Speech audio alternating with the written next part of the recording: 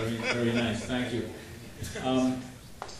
Just a couple of things that are general for all of us, and the big band really it builds out from the rhythm section, like every band.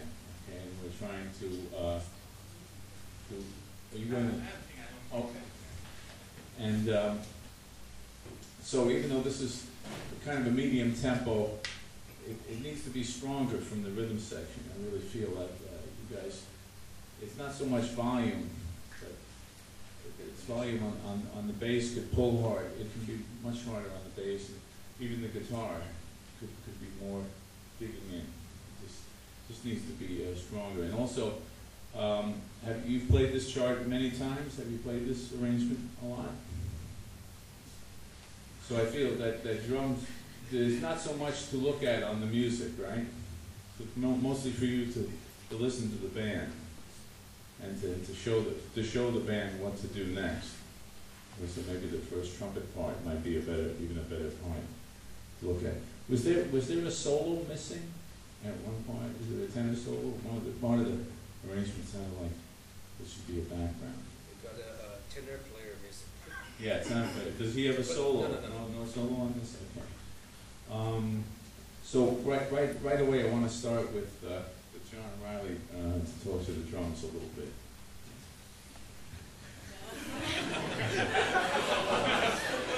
Now wait a minute. Before we start, you know, we talk to the drummer a lot in clinics like this, but the reason is because everything comes from the drums in the big band. The main thing that tells one big band from another is the decisions that the drummer makes. What he decides to do is one of the main things that makes the style of one band important. So the drummer is the man, so that's why we go right to him when we're playing in the band or when we're listening to a band. So this is why we start here.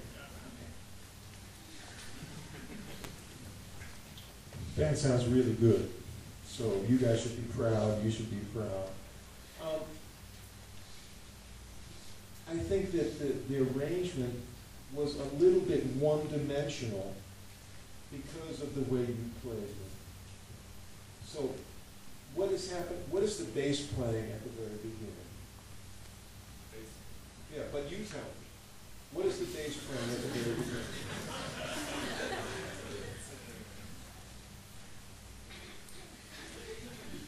Do you know? I'm sorry? Not exactly. Well, you should know exactly what he's playing. So, would you show him?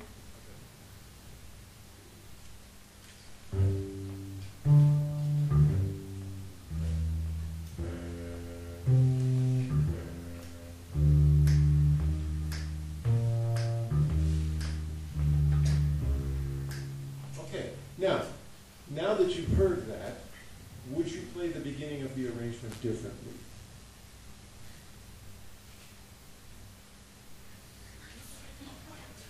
Okay, maybe just the two of you. 1, 2, 1, 2, 3, 4.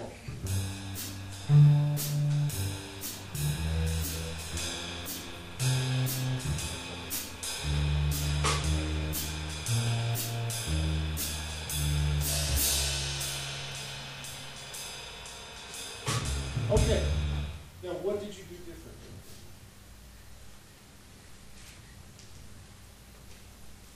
It was different, it was better. What was it?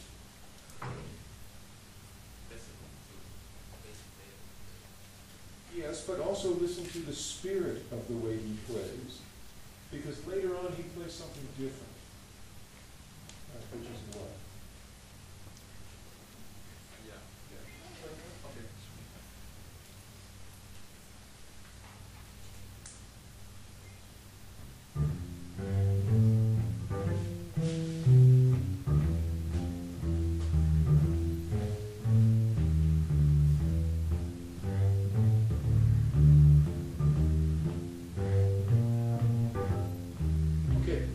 So to my ears, this has a different kind of energy.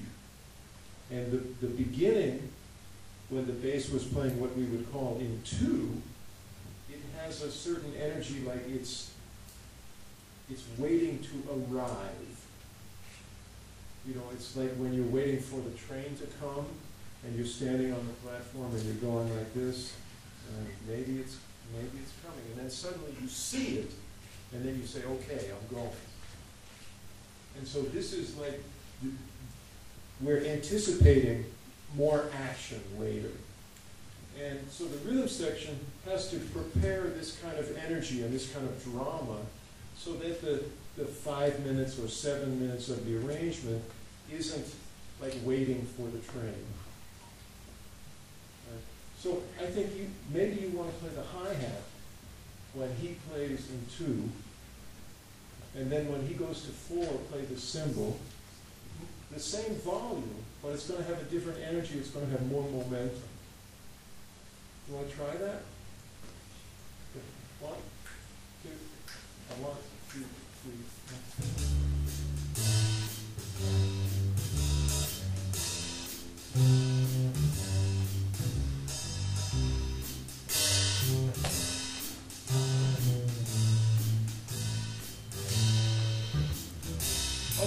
Okay, that's the right idea. I think that the rhythm is going to sound more solid if you improvise less. Play more of a pattern on the cymbal. And can I try it?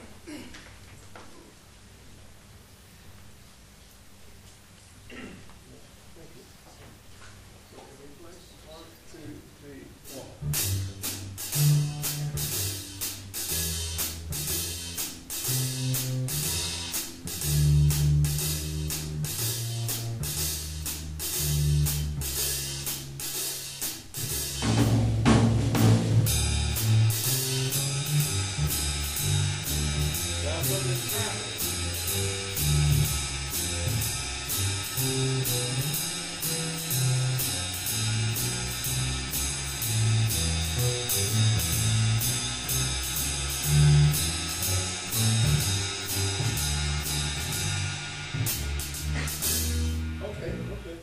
So you want to go back and forth between these two kinds of energy based on what is happening in the bass and what kind of, how much of the ensemble is playing together.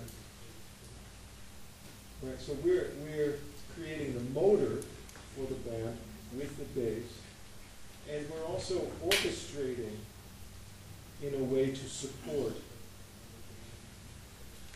the ensemble. Does this make sense? Okay. So would you play from the beginning until just that point? Just bass and drums? Yeah, from the intro. 1, 2, 1, 2, 3,